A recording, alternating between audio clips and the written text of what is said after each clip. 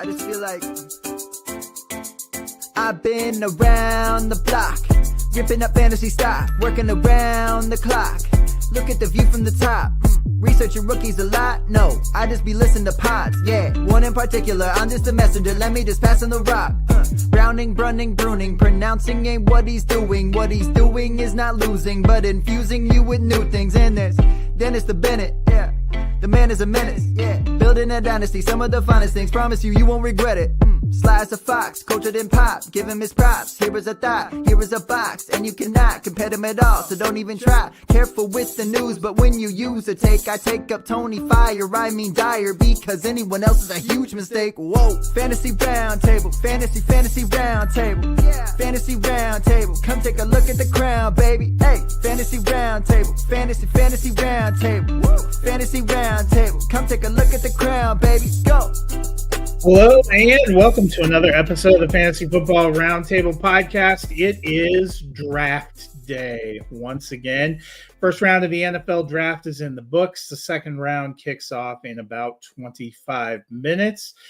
Cleveland will be on the clock, so I know Dennis will be watching that very closely. We'll probably have one or two picks pop up before we get out of here, but we are going to talk about the first round of the draft. Dennis, it was not as many fantasy relevant players, not as many crazy moves or trades, not as many quarterbacks as some thought were going to go, but I thought it was a fun first round.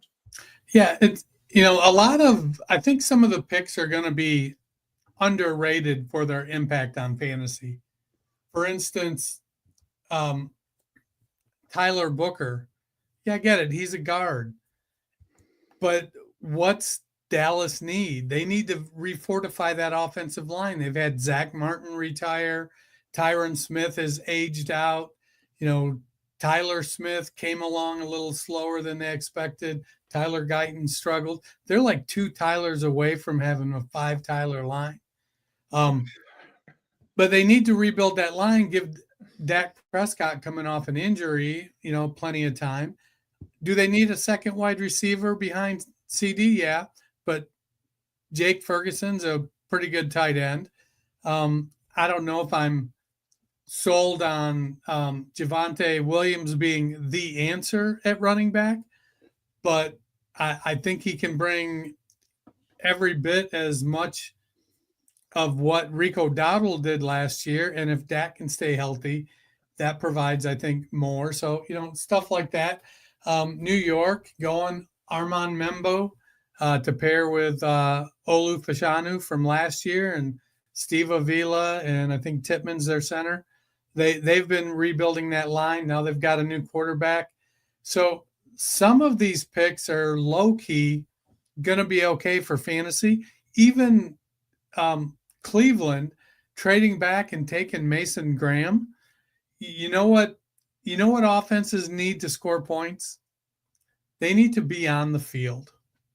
And defenses getting off the field because they're good and putting teams in short field situations can enhance fantasy production. So, it may not be as sexy as we like with, these big time playmakers and whatnot. There's still plenty of relevance that happened in the first round. Yeah, and let's talk about Cleveland for a minute. They traded out of the number 2 spot to number 5, taking Graham, but they also banked an extra 26th first round pick. Mary Kay Cabot was on the NFL Network radio this morning, suggesting that was part of their larger plan to potentially have 2 first round picks so they can target their quarterback of the future in the 2026 draft, which is supposed to be a better a better quarterback class. There's still a chance with 2 picks in the first 4 up in the second round. They could take someone here, maybe a little less pressure, but do you like that thinking that maybe they try to weather this year with Pickett and Flacco and get closer to the point where they could let Deshaun Watson go and then try to focus on getting a quarterback while they build the rest of the team? So I'm a big fan of you build the team from the inside out on both sides of the ball. We're going to hop in the Wayback Machine here for a moment, Sherman. And if you remember, and I know you do because you're a Broncos fan, back in the day, they had a year where, second, third, fourth round, they drafted a cat named Gary Kubiak. And then the next year, what'd they do? They drafted this dude named John Elway. Actually, they didn't draft John Elway. Well, they got John Elway. They drafted Chris Hinton. So, but that was engineered. I just want to make the Colts fans cry. Right. So that happened, and then Kubiak spent quite a long time as the backup to John Elway. So I don't think the Browns, if they're looking big picture and maybe aiming towards what should be a better quarterback class next year, I wouldn't expect them to go Shadur Sanders or Tyler Shough even in the second round. Maybe they aim third, fourth round. Maybe they go somebody like, Will Howard or Quinn Ewers or somebody that can be a career backup type. And then they bring in a more studly quarterback next year after they've built a little more, stability into the O-line defense. Maybe they bring in another wide receiver here in the second round. Well, and I still think, honestly, a running back would make sense for them to target with one of these two picks because they currently still only have Jerome Ford and Pierre Strong. And one thing's for sure, we know Kevin Stefanski likes to have a strong running game, and I don't see that as the strong running game battery right now. Well, and they could even go as far as pick 67 for a running back, just because of the depth of this class. What Dylan Sampson could be available there. Who else is showing up here? RJ Harvey, to name a couple of guys that, there's some value in this running back class. If they want to go for pop and sizzle, yeah, they're going to have to go here early in the second, draft a Travion Henderson or Quinshon Judkins, or heck, even a Caleb Johnson, though I would have him probably behind both of the Ohio State backs.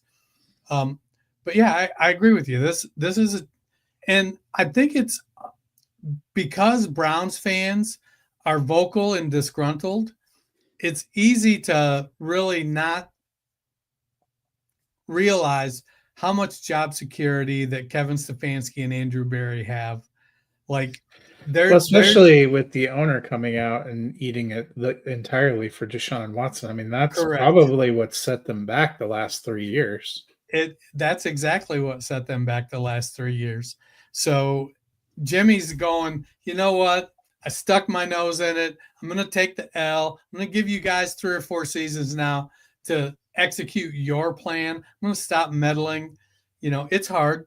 Well, because the ramifications of Watson last for a long time because of that guaranteed money. I mean, even though they have moved on mentally and emotionally, you can't really physically or financially move on from him until I think it's next year at the earliest. Yeah, I think they can go post June 1 next year, and it will be palatable. Before we get into talking draft pick specifics, there was a couple of pieces of news that got released yesterday. Prior to the draft kicking off, they named the 2 teams that are going to be in the Hall of Fame game. It's going to be the Chargers and the Lions. I'm guessing you're going to be tuning in. Yeah, I can't wait to watch Craig Reynolds go for 77 yards and a touchdown. We may get to see Marion Hampton though.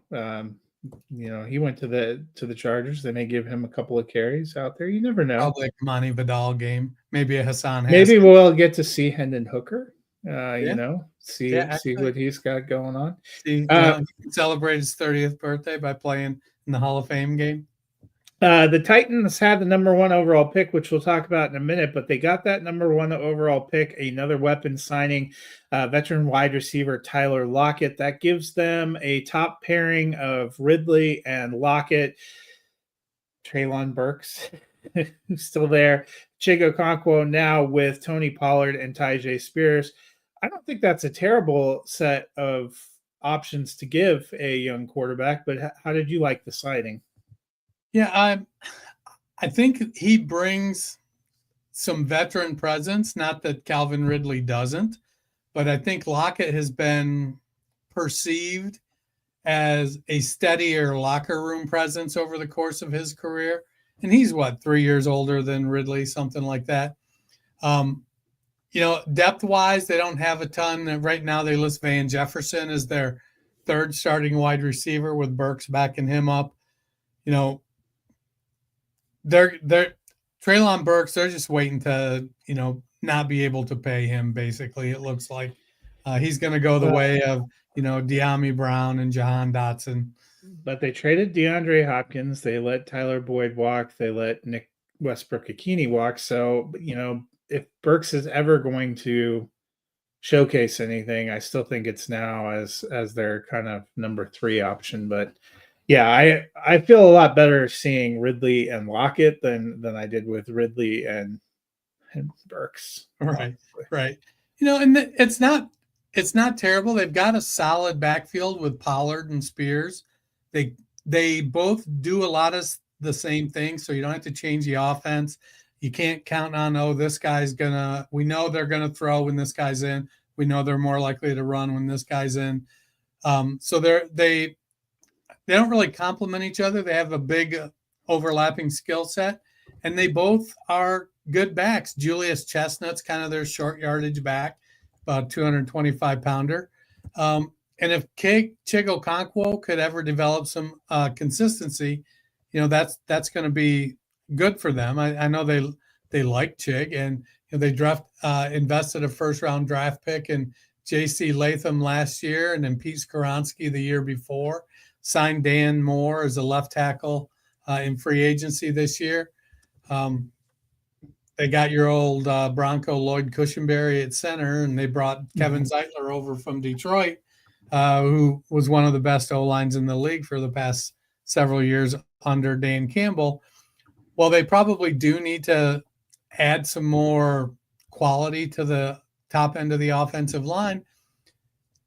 We'll see what Brian Callahan can do with that offense now that he's got his quarterback. I like the Tyler Lockett signing. I think he adds a lot to that room.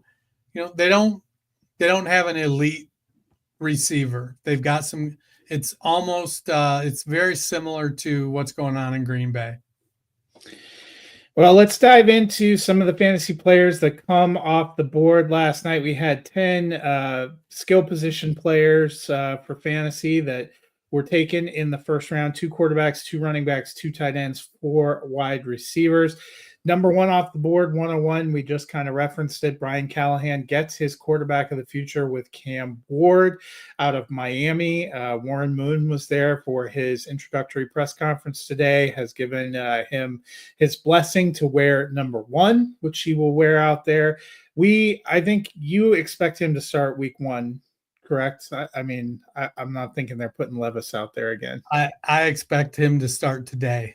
Yeah. So probably goes as expected. In our mock drafts, we saw him going, in the top 3 picks. I would personally still have Ashton Jeanty as 101, but are you feeling pretty solid about Ward in the 2 to 5 range? Yeah, I think it's going to be between Ward and Henderson and Hampton. I think Hampton going to the Chargers might scare some people off a little bit with Najee there. I think you want to draft talent. And some people liked it even better, thinking he has a clearer path. Najee Harris only signed a 1-year deal, so they don't have a lot of a commitment toward him either. So somewhere between 2 and 5. I think maybe Tet McMillan gets a little bit of a bump going to Carolina, where he steps right in as their wide receiver 1. Depends on how you feel about Bryce Young's progress there. But yeah, I like Cam Ward. He's a guy who went to 3 different colleges, had to learn 3 different offenses, 0-star recruit. It's a great story. It's a Kurt Warner-esque kind of ascension. though he got drafted versus Warner coming through the AFL. So I like Ward. I think he's going to be, he's not so full of himself at the 101. He seems fairly humble. Looks like he's just ready to grind, get up and work hard every day, learn the offense. And he's got enough mobility that he's going to be able to work with what they have on the line there. Good receiving options in Ridley and Lockett, if not great. They are good to very good. So I like Ward. Right now, I'd put him as a low end QB2 for this year, and by low end, probably outside the top 20. He'll have some weeks probably where he's mid-level QB2, might even flirt with a low end QB1 week here and there if everything falls right. But if in a perfect world, I'd be drafting him in my rookie draft, and he's my QB3, and I can let him ride. Yeah, the other quarterback that ends up going in the first round, the Giants go back into the first round at pick number 25. It was not Shedeur Sanders, who many had thought would be a first-round player. He doesn't end up going on night one. It's Jackson Dart, who now joins a quarterback room that includes Jameis Winston, Tommy DeVito, and the man that Brian Daboll, shortly after the pick, said is their starter as of now, and that is Russell Wilson. How are you feeling about Jackson Dart? Where now are you looking at him in Superflex drafts? So I'm probably aiming for back third of the first round. I'd be willing to take him. Theoretically, if I'm picking there, I was a contender, maybe even the champ. And I'm expecting Dart to not really play this year. Maybe he gets a couple mop-up opportunities. He's got to develop some aspects of his game, but he's a very athletic quarterback. He's got a good arm. But that offense he ran at Mississippi or at Ole Miss, kind of was a one read, half field. It wasn't a lot of work your way through the progressions, pro style kind of offense. So let's see what Brian Daboll can do with him. Daboll did some good things with Josh Allen, and then when he got to New York initially, got great results out of Daniel Jones. I think riding the pine for a year and just working through that offense, learning that offense, getting things going. It feels to me like Daboll and Shane feel pretty comfortable that they're not necessary, that it's going to have to go way off the rails for them to get canned this year. And maybe that happens, but if they win 7 or 8 games, and show progress over the course of the season, they're going to have to build some things. They need some offensive linemen. They got Abdul Carter, and that's going to help. They gave up their pick number 34, pick number 99. They didn't have to give up much. I question, if they don't have a pick now until day 3, I don't think. I know, but in terms of what they had to give up to go back into the first round compared to what the Falcons had to give up to go back into the first round, I mean, I wondered if Bill O'Brien snuck back in to run as GM for the Texans for a minute, because the Texans gave up a first-round pick and got a second and third-round pick this year and a third-round pick next year. That's not incredible. One pick behind them, the Falcons had to give up their 26th first and I think either a second or a third this year to move back in. So, it's not bad. I don't feel as confident about Daboll and Shane and their position as you. I think it was very close to them being gone this offseason. I think if they have a rough start to the season, I think if they don't make the playoffs, they're both gone, which is probably why they're leaning more into Wilson, for better or worse, to start this season. Now, part of it is that I don't think Dart is going to be ready to play any. No, but they help themselves. They have 2 veteran starting NFL core, guys who Right. could start with Wilson and Winston. I would assume DeVito is the one that gets the preseason axe. Yeah, it'll be interesting to see. I think Russ is going to spend his time game planning to play, and Jameis is going to be the mentor to Dart.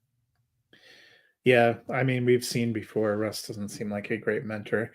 A couple of running backs go. Ashton Jeanty, as many of us expected, went number 6 to the Raiders. Omarion Hampton going number 22 to the Chargers. I think we both had Jeanty 101 prior to the draft. Nothing really changes for me. Hampton, an interesting case. You mentioned some people may have some concerns. I saw a lot of people bouncing up last night. We saw Hampton go 102 in both of the rookie mocks that we did over last weekend. I saw a lot of people saying that just confirms for them that he is the 102, or they might even consider taking him at number 1. A lot of enthusiasm for the kind of rush offense that the Chargers have. How did you feel about those landing spots, and how are you feeling about them? I think long term, I'm with Hampton. I think it's great. I do think that it's going to be, you're probably going to get more production out of Hampton week 12 than you are week 6.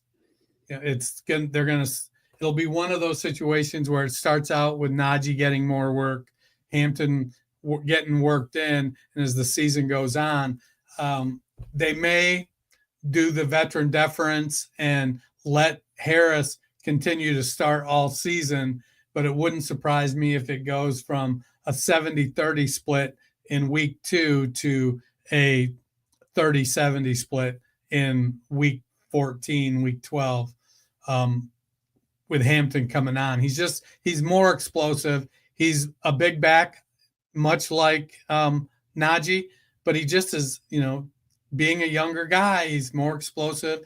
He's a better pass catcher. Najee's an okay pass catcher. In Ben's check down season, Najee caught 70 passes, something like that. So it isn't that he can't do it. Hampton, a lot of his development will depend on how he does picking up the pass blocking. So we've seen guys like Samaje Perine who really have no business being on the field because they're not going to make very productive plays. But what they're going to do is they're going to make sure that linebacker or that safety doesn't get to the quarterback. And if Harris is the one doing that, he'll continue to get playing time until Hampton gets that figured out. I think Ashton Jeanty steps right in. He's going to be the alpha in Las Vegas. I think Raheem Mostert's going to be a phenomenal backup for him. I think I love that, as you've got a veteran mentor that can provide some guidance, and when he does play, he could very well take it all the way. Mostert's still got some left in the tank. Unfortunately, now I'm scrambling to figure out what to do with my Mostert shares. But, it's crazy to think. I saw somebody tweet earlier today. They're like, what are people thinking when they're posting in the chats the moment Ashton Jeanty gets picked? Hey, Raheem Mostert and Sincere McCormick are on the block. Like, what the hell do you expect to get for those guys, really? So I get it. But no, I think it was They're Mike. hoping people aren't watching the draft. I think it was Mike Clay, or I don't think it was Jeff Radcliffe. One of the bigger names in fantasy has Ashton Jeanty finishing the season as RB5. That's how comfortable they are with the volume he's going to get right out of the gate. So I think he's going to fit in there good. They've got Bowers. They've got Jacoby Myers. They've got an okay offensive line. Max Crosby leading the defense. And then Geno Smith is a tested veteran quarterback. So it could very well I don't think it's out of the realm of possibility that Jeanty finishes top 5 in fantasy points. So you think both those guys are still going top 5 picks in? Oh, yeah. I mean, I think Hampton, from what we saw, it does make sense. There is so much. It feels like in dynasty football, there is so much need for more running back production and depth. And last year was not a great. We saw, even though many of us were not incredibly high on Brooks and Benson and what they were going to produce coming out. I saw them go many times in the top 5 of Superflex drafts, and that did not pan out. So especially if Travion Henderson and Judkins, maybe Johnson go in the second round or even at the top of the second round, I think we could see a lot of those guys push up into the top 8 picks. That was what we were starting to see in mock drafts. So I would not be surprised if even a Superflex draft starts GNT Hampton. Yeah, I agree. I think that it's plenty of he's got plenty of juice there. We'll come back to wide receivers. First, I want to drop to the tight ends. We thought 2 were going to go. We thought 2 would probably go in the top 15 picks. That indeed was the case. The Jets, as you alluded to earlier, went with an offensive tackle. Probably not a terrible call. With Janty off the board, Chicago had been talking about wanting to do a tight end, and they did indeed at 10 go tight end, but they went Colston Loveland with Tyler Warren still on the board. I think that was a mild shock for some people. And then the Colts end up getting Warren at 14. They were another team that was long predicted to want to take a tight end. For me, in terms of my rankings, both in Superflex overall and at tight end, I still have Warren as my number 1. It didn't really change for me that Loveland went a few picks before him. I think it creates a lot of questions for Chicago about, what you're doing if you roster Cole Kmet. I think the biggest challenges to me for these 2 tight ends are, what is their target share going to be? There are quarterback questions in Indianapolis, and there are plenty of wide receivers vying for targets. There are wide receivers and another tight end potentially vying for targets in Chicago. So do you still feeling about the same about both those tight ends? Yeah. So Colston Loveland was picking up steam, and there was a lot more talk about, hey, don't be surprised if he's the first tight end off the board. To me, in Chicago, Loveland is the replacement for Keenan Allen. So they've got DJ Moore, they've got Rome Odunze. Yeah, they've got some other wide receivers. I think we're going to see Colston Loveland work out of the slot, pick up some snaps there. They're going to go some two tight end. Kmet's a okay receiver. He's a good blocker. I think that he'll still have a role, but I think Loveland is going to absorb most of his volume from the Keenan Allen role. Now, Rome Odunze is also going to absorb a lot of it as the second receiver instead of being the third receiver.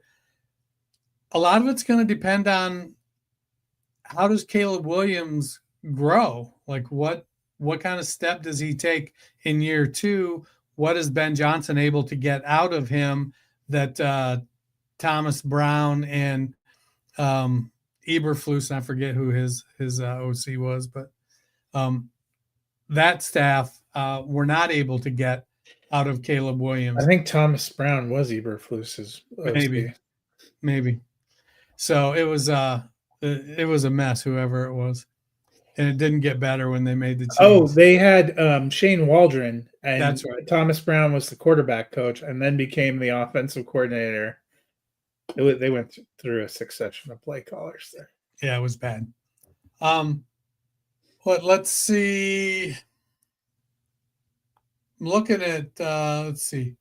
After 2025, it looks like there is a $3.2 million dead cap hit for Cole Kmet. So it's not out of the question that they could get out of him after this season.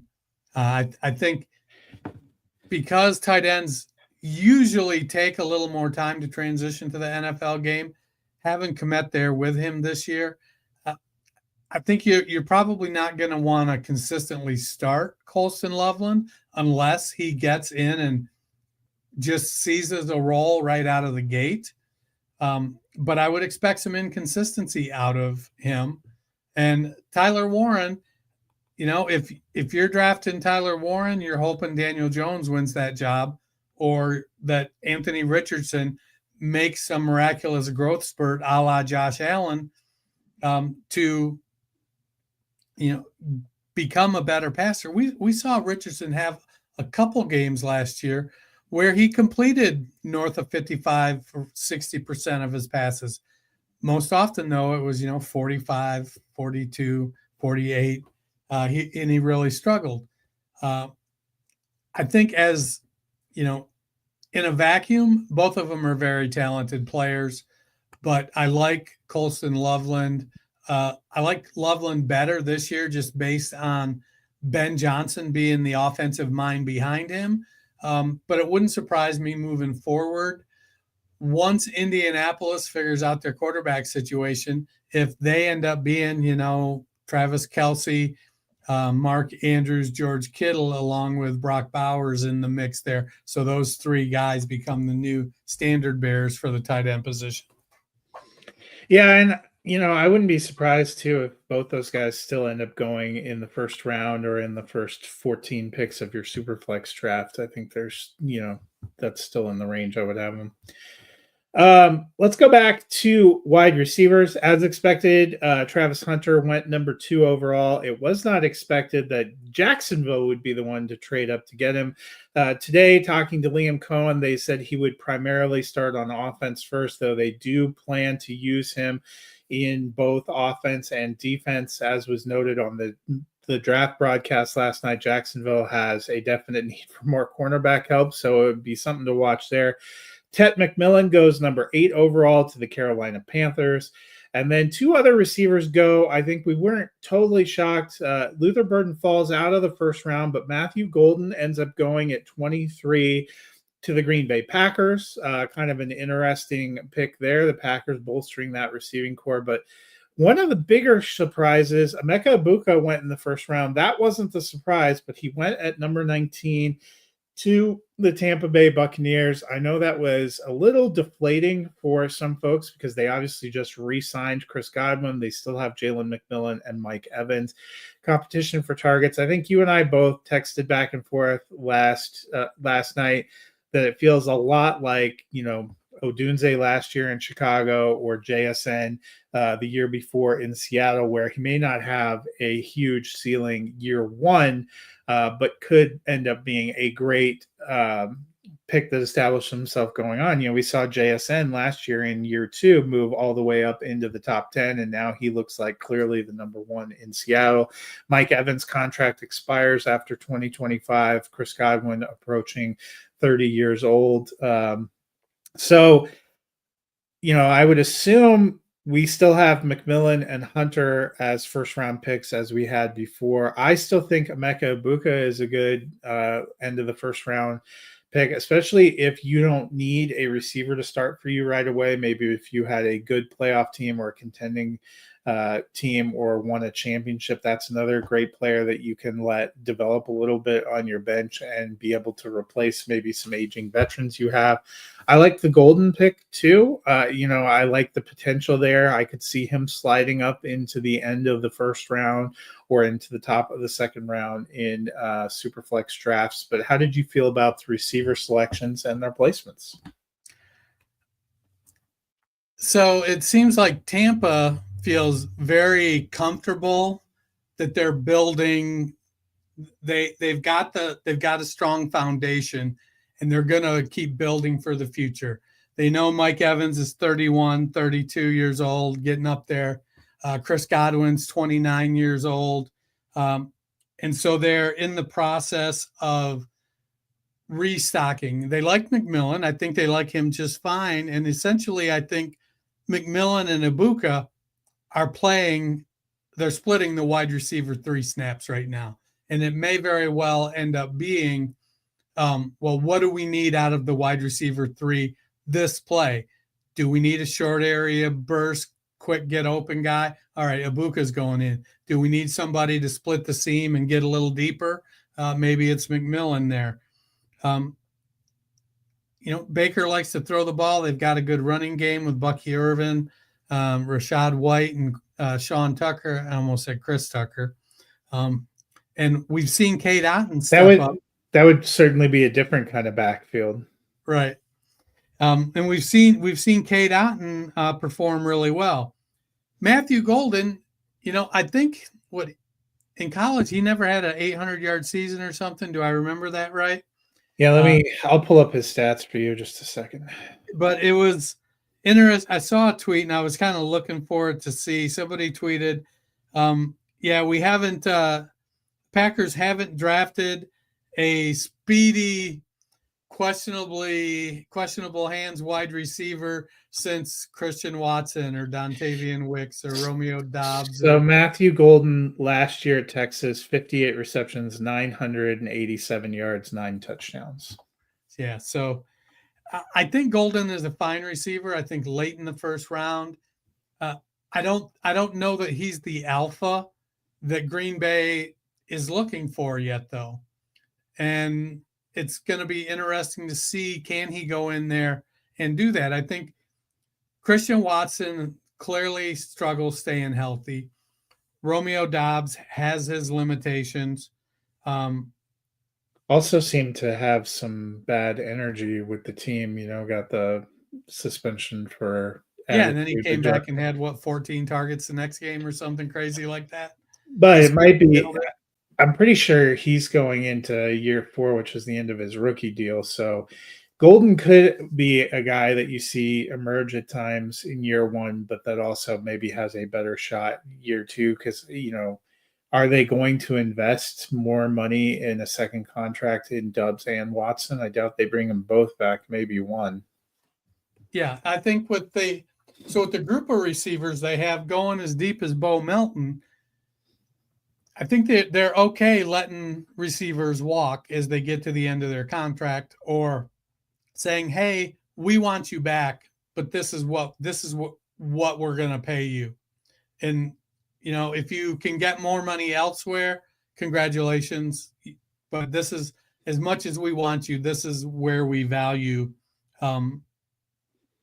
your contributions. And we've seen that before with teams like Pittsburgh, where they're really good at identifying wide receivers, but they're also really good with saying, we're not going to extend you. We if you want to stay, this is what it's going to be. We've seen it with, who's the old Buckeye receiver? Santonio Holmes, Mike Wallace. We've seen them let guys go. Emmanuel Sanders say, we like you. We'd like you to be here. This is what we're willing to pay you. And the player says, no, I can get more elsewhere. And they're like, congratulations. Thanks for your service. And I think Green Bay kind of is in that position with their current wide receiver group. But I don't think right now there's not a Devontae Adams or a Jordy Nelson, a James Jones kind of in that group. And maybe they don't need it. They've got Josh Jacobs. Tucker Kraft is a really, really good tight end. And so maybe they're just like, we can be good enough at wide receiver without being, having a top 12, top 20 fantasy asset on a consistent basis. Brown's pick is in. When it gets announced, I will make sure to break in and get it. But real quick, I want to ask you, so pre-draft, I had McMillan 1, Hunter 2. You had it reversed. After seeing where they go, I'm still sticking with mine. How are you feeling about those two? So McMillan is in an opportunity where he has the chance to be the wide receiver 1. Hunter is in an opportunity where it's going to be a 1-1A type of situation with him and Brian Thomas. So what do we think is going to happen? Is Trevor Lawrence going to develop into a 650 pass attempt kind of guy that he can support 2 top-end wide receivers a la Joe Burrow? If you believe that, I think then you like that for Hunter. I probably, I'm going to look at what, Mike Clay's projecting, what Jeff Radcliffe is projecting, John Hansen, what kind of stats are they projecting for them, and see, do I buy into their philosophy for those guys? It feels like McMillan has the better opportunity for touches, and so he's probably going to squeak up a little bit. as far as Hunter playing defense, in my head, and now granted, I am not a defensive coordinator for even Pee Wee football, but it feels like if I'm going to play Travis Hunter on defense, how much do I really have to teach him? Just say, hey, go cover that guy. You follow him around. I don't know. I think NFL defensive schemes and NFL offensive schemes are more complicated than Right. that. They play a lot of zone, but there are a lot of times where you're going to put the guy in position to play man coverage. And if you know that, well, your job is your shutdown corner, you're going to take that guy. Now, I don't think you do it for 70 snaps a game, but when it comes time and you're like, hey, we need you to go in and give us, 5 snaps here, 10 snaps here. The question though is, it does. They said again today that he'll play primarily on offense, but you are right. I think Brian Thomas established himself as the number one receiver, and that gives me a little pause. I still have Hunter as number 2. Nothing that happened last night, and nothing I imagine that will happen. The pick, by the way, was linebacker Carson Schlesinger out of UCLA, going to Cleveland. Houston's pick is in. We'll see if that's. We're continuing the trend from last night. Their teams are building their NFL teams, but they are not building your fantasy team yet. No, they're not. I don't know. Schlesinger, if you're playing IDP, Houston went Jaden Higgins. Oh, they did? You must be ahead of me because I'm on NFL.com on the website. Just popped up. Okay. Yeah, there you just walked to the podium. So we can talk about that in a minute. But yeah, I mean, I thought all 4 of them land in a good spot. So if Jaden Higgins goes here, I think that's interesting too. Obviously, Houston just traded for Christian Kirk. They have Nico Collins. We don't think Tank Dell is going to play much, if at all, in 2025. My question, though, about the Texans, like their top 2 needs were outside offensive line and inside offensive line. They traded 2 offensive linemen away. Offensive line was not a strength last year. Yeah, they need offensive linemen. Yeah. Let's see. Well, they'll have, let's see, guys that might be available back down where they pick at 58. Tate Ratledge, guard out of Georgia. Marcus Bowe, guard out of Purdue. Bowe played tackle in college, but he's widely regarded as being NFL guard. So do you like the landing spot for Higgins, though? Yeah, I mean, they need a second outside wide receiver. And so will he develop into that guy, or, is he just, Nico Collins 2.0, where it's going to take 3 years for him to. But it does allow them to keep Kirk in the slot, where I think we both think he correct is a little. And they got Dalton Schultz, Joe Mixon. They've talked. They want to add a speedy running back. Maybe Basil Tootin could go there. He might be a guy. It appears Seattle has traded up to go onto the clock. They traded with Tennessee, so we'll see what Seattle is coming up to get here. They jumped in front of Cleveland, so we'll see what they're coming up to get. Well, let's quickly talk about somebody who is still waiting, who did not go last night, who is probably the elephant on Twitter today, and that is Shedeur Sanders. At one point in time, around this time last year and through a lot of the season, there was a lot of bluster about him being a surefire top 5 NFL draft pick. Maybe they meant top 5 pick at the quarterback position, because that could still happen. But, we saw teams where he had been rumored to potentially go, Cleveland, New Orleans, Pittsburgh, all pass on him in the first round. The Giants, a team that had taken a hard look at him, come up to get a quarterback, but take Jackson Dart instead. Cleveland, again, passing on him at the top of the second round. They have another pick here in a minute. But where do you think his fall ends? I was starting to think now he's not a lock to go in the second round either. We saw some some fairly negative reports about how people came away from interviews in the draft process feeling about him. So, what are you thinking about Sanders? So I think the Deion Sanders hype machine got the best of a lot of people. I don't think Shedeur is maybe necessarily an awful prospect. I don't. He's been good at not turning over the ball, but in doing so, he takes a lot of sacks. A lot gets made about, he's not a great athlete, but we see a ton of quarterbacks that are not great athletes that are very successful in the NFL.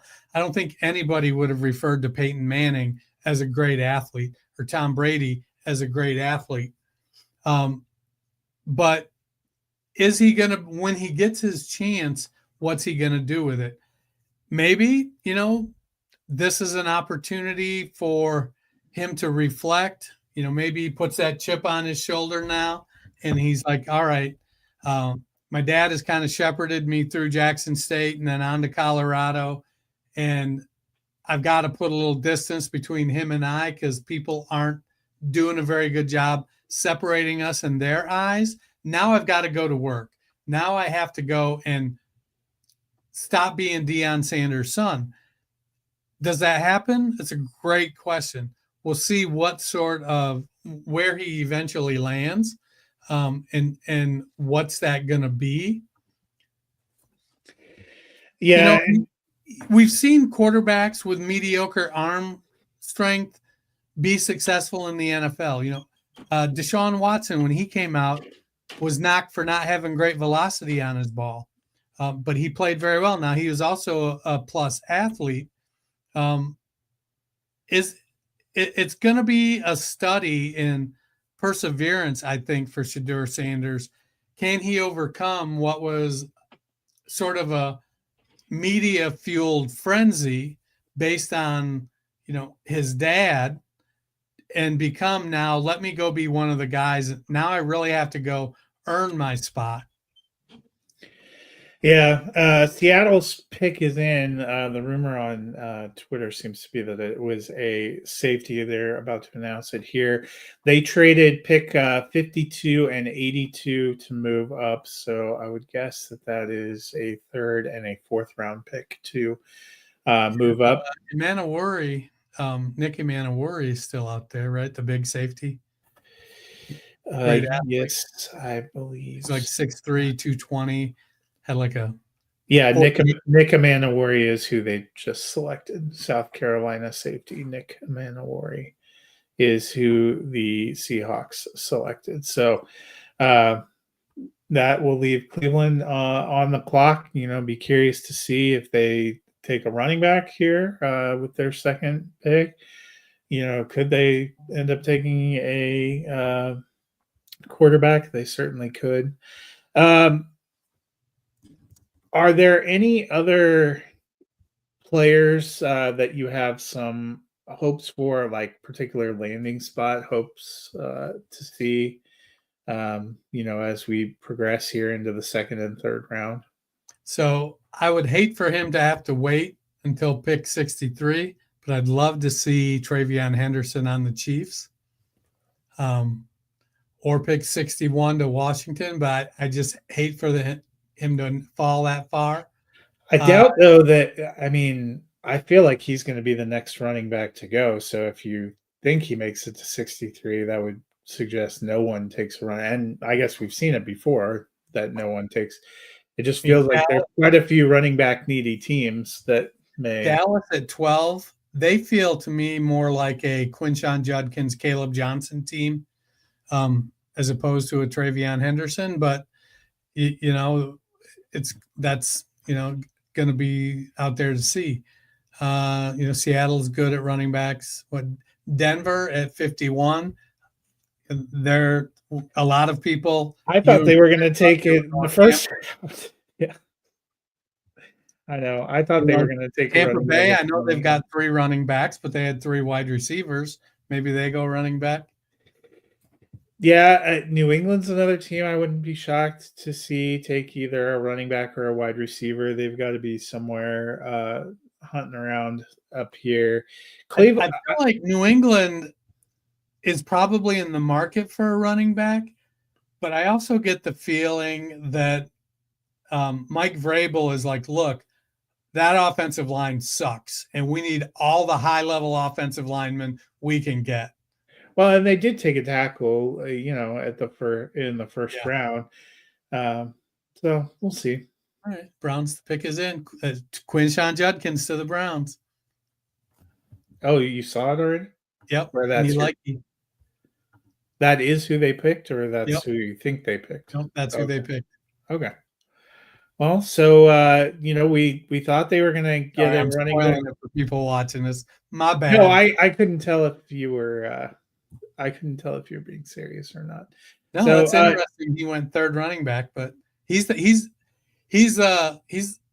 dollar store Nick Chubb is kind of it sounds like too much of a slight, but he's not the athlete Nick Chubb is, and he doesn't have the burst and speed that Nick Chubb has, but he runs with power and he is fast. Is he going to outrun defensive backs for 80 yards like Nick Chubb did? No, but he's going to do it for 50 yards. Well, and I think that should make him definitely an interesting first round pick in Superflex drafts, because Cleveland, a team that likes to run the ball, that has an opening at running back, he ends up going there top of the second round, is pretty good draft capital as well, gets to stay in Ohio. Well, and they have, we talked about, they only have Jerome Ford and Pierre Strong. Ford is a good receiving back. He's a plus receiver. So I could see them. It's no knock on Ford. I just didn't think they wanted to roll into as such. I didn't take it as such. Yeah. Ford is he's like Jag plus. He's not elite by any stretch.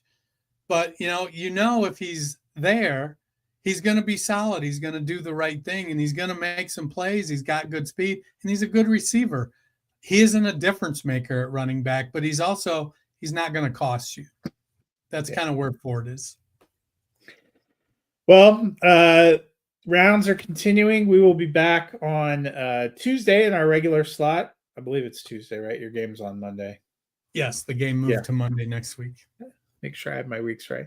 We'll be back on Tuesday. We'll be recapping where some of the rest of these guys landed. We will be going over our top 25 for Superflex. So hopefully you guys enjoy the rest of round 2 and 3 tonight. And then we have rounds 4 through 7 tomorrow. Still a wonderful weekend to have some football action in our lives. Dennis, if people have trouble coming down off that high Saturday night and into Sunday, what can they do?